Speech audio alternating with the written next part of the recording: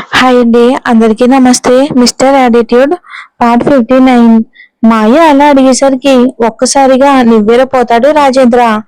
మాయ, ఏం మాట్లాడుతున్నావు నువ్వు అని అహల్య గారు కూడా అంటూ ఉంటే ఆమెని పట్టించుకోకుండా చూస్తూ, డాడీ చెప్పు, నేను రిషిని ఎంతగానో లవ్ చేస్తున్నాను, తననిచ్చి నాకు మ్యారేజ్ చేస్తావా ప్లీజ్ అని అడుగుతూ ఉంటుంది మాయ. నువ్వు లవ్ చేస్తున్నావు ఓకే, మరి రిషికి నువ్వంటే ఇష్టమేనా, తను నిన్ను ప్రేమిస్తున్నాడా అని అడుగుతాడు రాజేంద్ర. ఒక్కసారిగా కొయ్య బారిపోతుంది మాయ. తను రిషికి చాలాసార్లు ప్రేమిస్తున్నానని చెప్పడం, రిషి నో అని చెప్పడం గుర్తుకు వచ్చి ఆలోచనలో పడుతుంది. చెప్పు మాయ చెప్పు, రిషికి నీ మీద ప్రేమ ఉందా అని అడుగుతాడు మళ్ళీ Rajendra. Yes dad, he also loves me. I know that, నాకు తెలుసు డాడ్. మీరు మా మ్యారేజ్ కి ఏర్పాట్లు చేయండి అని అంటుంది మాయ. కూతురు ఏది అడిగినా అది కాదనకుండా ఇవ్వటం, కూతుళ్ళ సంతోషంలోనే తన సంతోషం చూసుకోవటం అలవాటైన రాజేంద్ర ఇంకా వెంటనే సరే మాయ, నేను మాట్లాడతాను రిషితో ఓకేనా అని కూతురికి సర్ది చెబుతాడు ప్రేమగా. డాడీ ప్లీజ్ డాడీ, రిషి అంటే నాకు చాలా ఇష్టం, అది మీకు అర్థమవుతుంది కదా, తను లేకపోతే నేను బ్రతకలేను అని చెప్తుంది మళ్ళీ ఏడుస్తూ మాయ. నేను చూసుకుంటాను రా అని మాటిస్తాడు రాజేంద్ర కూతురికి. రాజేంద్ర చెప్పిన మాటతో తెగ సంబరంగా ఫీల్ అవుతుంది మాయ. ఎందుకంటే తండ్రి ఒకసారి మాటిచ్చాడంటే ఖచ్చితంగా అది ఎలా అయినా చేస్తాడు తన కోసమని తనకు తెలుసు కాబట్టి.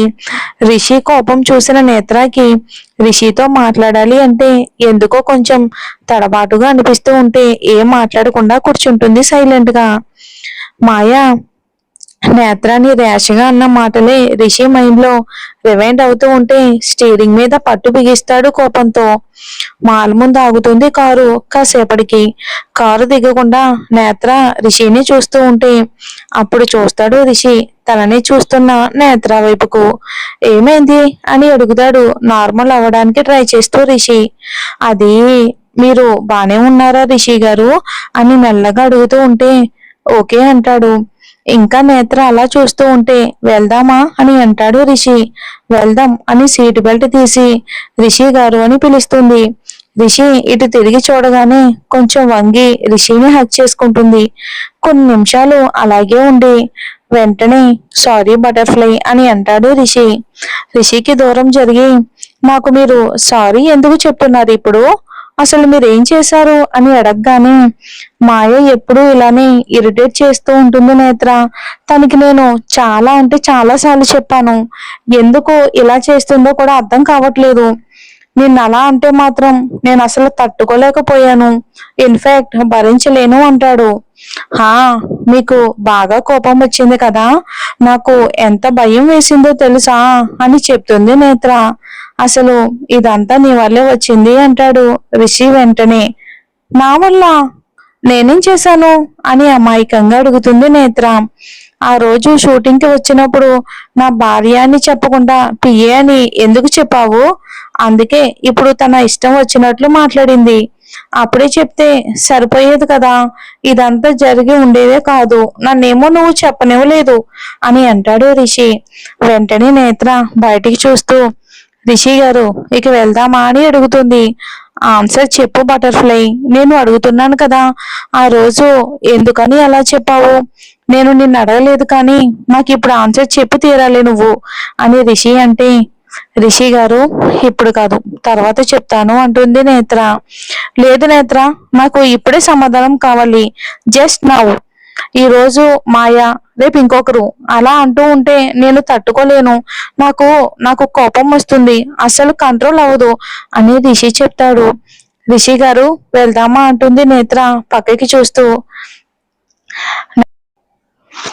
నేత్ర, నేను చేసిన దానికి కోపంగా ఉందా, నీ హస్బెండ్ నేను అని ఈ ప్రపంచానికి చెప్పడం ఇష్టం లేదా అంటాడు బాధగా రిషి నేత్ర చేతిని తన చేతిలోకి తీసుకుంటూ.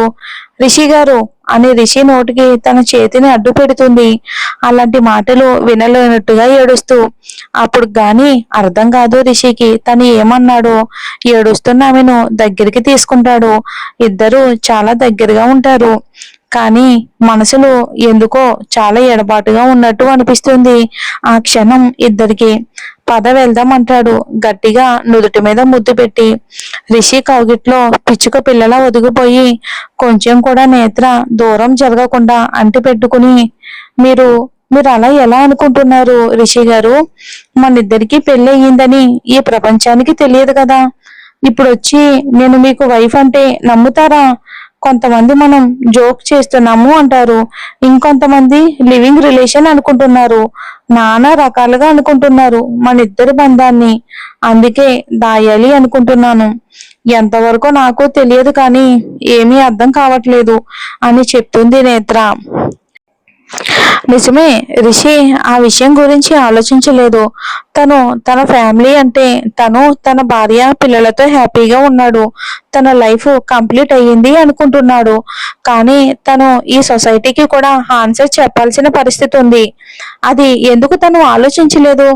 ఇప్పుడు నేత్ర తన వల్ల ఎన్ని ఫేస్ చేయాలి, వీటన్నిటికీ సొల్యూషన్ ఎలా అని ఆలోచిస్తూ ఉంటే, రిషి గారు వెళ్దామా ఇంకా అని నేత్ర అనగానే, నేత్ర ఒక్క విషయం రా, నేను ఒక మాట కూడా వేరే వాళ్ళు అనుకునేలా చెయ్యను.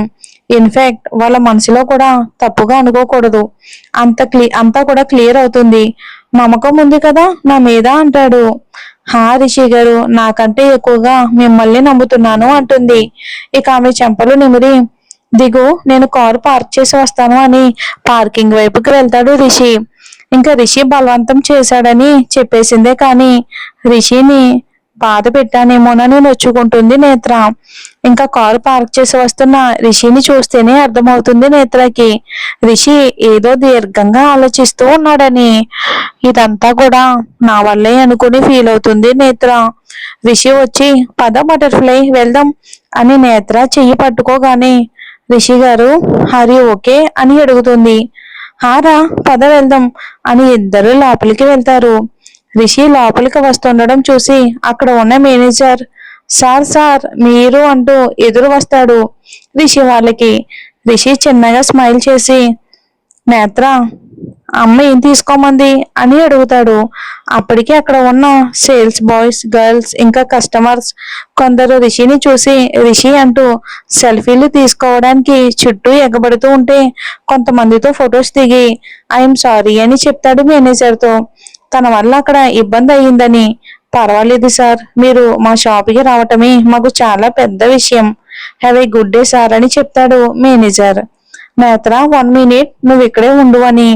రిషి అక్కడ మాల్లో వెంటనే ఇంకో షర్ట్ తీసుకుని ట్రయల్ రూమ్ లోకి వెళ్ళి తన గెటప్ చేంజ్ చేసుకుని వస్తాడు. ఇక బ్లాక్ షర్ట్ వేసి బ్లాక్ మాస్క్, కళ్ళకి గగుల్స్, క్యాప్ పెట్టేస్తాడు.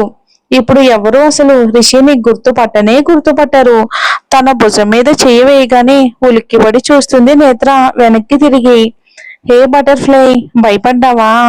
నేనే అని రిషి కూలింగ్ గ్లాసెస్ తీసి చెప్తుంటే నవ్వి, మిమ్మల్ని గుర్తుపట్టలేకపోవచ్చు కానీ మీ స్పర్శని ఐడెంటిఫై చేయగలను అని చెప్తుంది నేత్ర.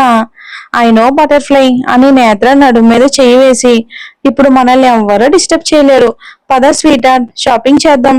నా సేవల్ని ఇప్పుడు రాణి గారు ఎలా యూజ్ చేసుకుంటారో నేను చూస్తాను అంటాడు. ఆహా, రిషి గారు బాగా ఆలోచించుకొని చెప్పండి. లేడీస్ తో షాపింగ్ అంటే మామూలుగా ఉండదు, మహామహులే చేతులెత్తేస్తారు అంటుంది. చూస్తావుగా పద అని లెట్స్ గో అని ముందుకు కదులుతారు ఇద్దరు. ఇక ఫస్ట్ ఏం తీసుకోవాలి అని అడుగుతాడు రిషి.